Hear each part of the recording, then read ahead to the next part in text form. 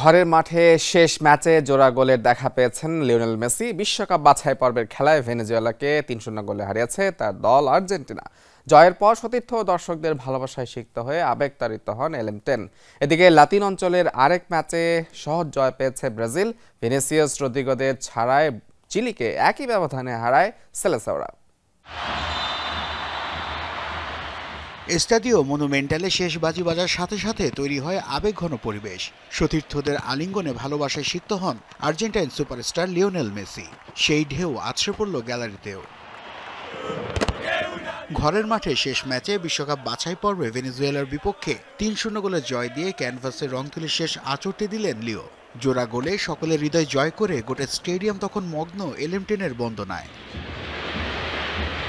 খেলার ৩৯ মিনিটে আর্জেন্টিনার হয়ে গোল করে সে ভালোবাসার জবাব দেন মেসি। বক্সের ভেতর জুলিয়ান আলভারেজের কাছ থেকে বল পেয়ে আলতো টোকায় তা জালে জড়ান এ ফুটবল জাদুকর। মুহূর্তে উল্লাসে ফেটে পড়ে পুরো গ্যালারি। ৭৬ মিনিটে আবারও আনন্দে ভাসে স্বাগতিক দর্শকরা। লাউতারো মার্টিনেজের গোলে স্কোর লাইন ২-০ হয় আর্জেন্টিনার। ৪ মিনিট পর নিজের দ্বিতীয় গোলের দেখা পান লিও। আলমাদারের পাস থেকে ঠান্ডা মাথায় তা জালে জড়িয়ে ব্যবধান ৩-০ করেন আর্জেন্টাইন অধিনায়ক। খেলার শেষ দিকে হ্যাট্রিকের সুযোগ তৈরি করলেও অফসাইডের কারণে তা বাতিল করেন রেফারি। ৩৮ বছর বয়সেও পায়ের জাদুতে দুটি ছড়িয়ে যাচ্ছেন লিওনেল মেসি।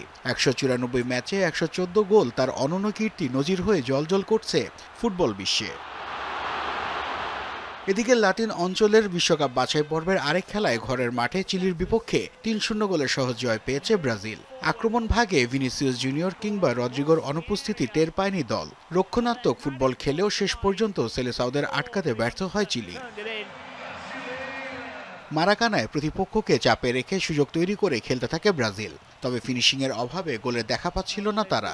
খেলার ৩৮ মিনিটে এস্তেভাওয়ের গোলে রেডলক ভাঙে সেলেসাওরা। দ্বিতীয়বারের সামনে অসাধারণ দক্ষতায় তার দারুণ ফিনিশিংয়ে ১-০ গোলে লিড নেয় ৫ বারের বিশ্ব চ্যাম্পিয়নরা। এই গোলের মাধ্যমে ১৭ বছর ৪ মাস বয়সে কিংবদন্তি পেলের পর সর্বকনিষ্ঠ ফুটবলার হিসেবে রেকর্ড বুকে নাম তুললেন এস্তেভাও। দ্বিতীয়ার্ধে আক্রমণের ধার বাড়িয়ে আরও দুটি গোল আদায় করে নেয় স্বাগতিকরা। ৭২ মিনিটে লুকাস পাকেতা ব্যবধান দ্বিগুণ করার পর ৪ মিনিট পর স্কোরলাইন ৩-০ করেন গুইমেরাস। ম্যাচে ফিরতে চেষ্টা করলেও শেষ পর্যন্ত হার নিয়ে মাঠ ছাড়তে হয় চিলিকে।